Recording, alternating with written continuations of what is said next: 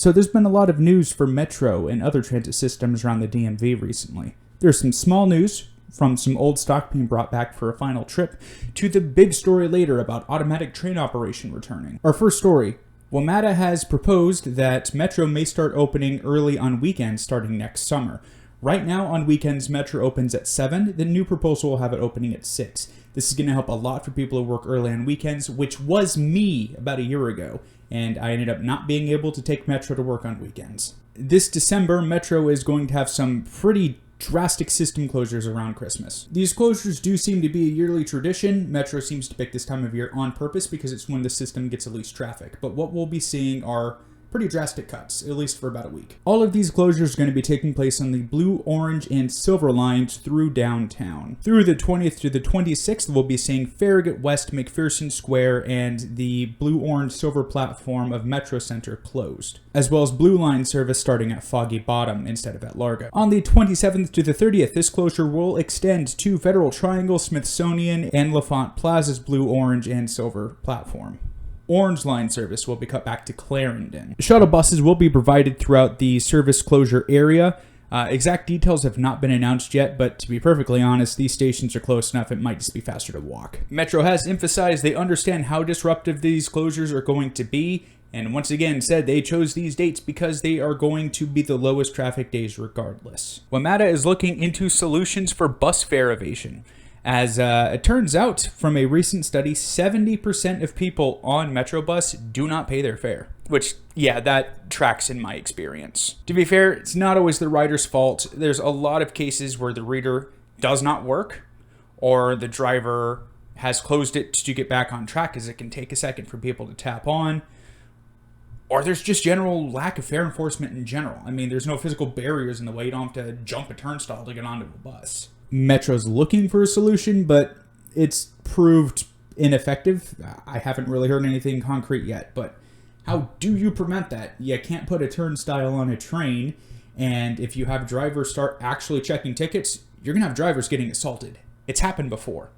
One thing that would help at least region-wide, might not necessarily help WMATA, but would be accepting the unlimited passes on regional transit partners like the Montgomery Ride-On or Alexandria buses, just kind of around the region in general. Because right now, if you're on a bus that is not a specific Metro bus route, it does not accept the passes and you have to pay cash. That ends up having a lot of people just be like, I'm not dealing with that. I have an unlimited pass. I'm just going to walk on the bus. When it comes to fare evasion in the train stations, a lot of progress has been made and there's been a significant cut. People have gotten creative and will just climb over the entire fare gate system now, but it's not as common as it used to be because the old fare gates you could just step over them. So there has been progress there. DC's other bus system is going to be closing at the end of the year. Not Metrobus, but Circulator. One of the lines has already been cut with other services starting to be scaled back. This has been a really unpopular move with riders, as Circulator does fill in some gaps the Metrobus currently doesn't and is a pretty useful route for tourists. Many have been calling for Metrobus to fill in these gaps, but no long-term commitments have been made just yet. It looks like for now, Metrobus will be making some modifications to cover these routes until the new bus proposal goes into effect next year. I actually plan on making a video on Circulator soon while it's still around. Might be a little bit though, I'm not in a rush. We have until the end of the year. Tap to Pay is coming to DC, and I don't just mean Smart Trip. Omni's been all the craze in New York. Last time I was in New York, Omni had just rolled out system-wide, and a lot of the station attendants are telling people, hey, you don't need to buy an Omni card, you can just tap your debit card to get on. That's about to come to DC. The physical technology is already there, it's all just software right now. Soon, you won't need a Smart Trip card, you can just tap your credit card, go right on in. I feel like most locals are still going to use a Smart Trip card because you won't be able to do unlimited passes on a debit card, and most people use those. The plan is to have this implemented by World Pride Day, which is in May of 2025.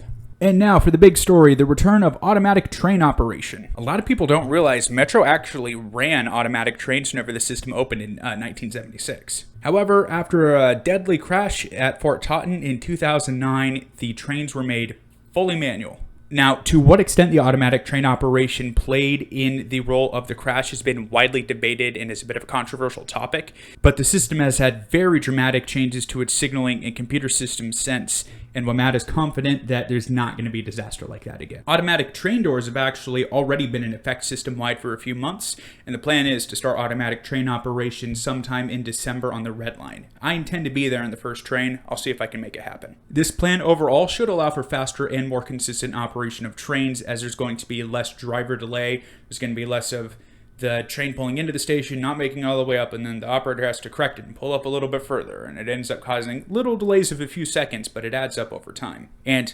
hypothetically speaking, if all goes well with automatic train operation, it could allow for expanded and even express services in the future. Though, that is going to take a lot of planning, and I wouldn't count on it. Now, the trains are going to be automatic, but they're not going to be driverless. There's going to remain a driver in the cab, just in case. On October 15th, a groundbreaking took place for the complete reconstruction of the Long Bridge, which is the main rail bridge connecting DC to Virginia. Now, this isn't just any regular upkeep maintenance sort of deal. No, they're building a brand new bridge right next to the original Long Bridge. This bridge carries CSX trains as well as passenger services for both Amtrak and VRE.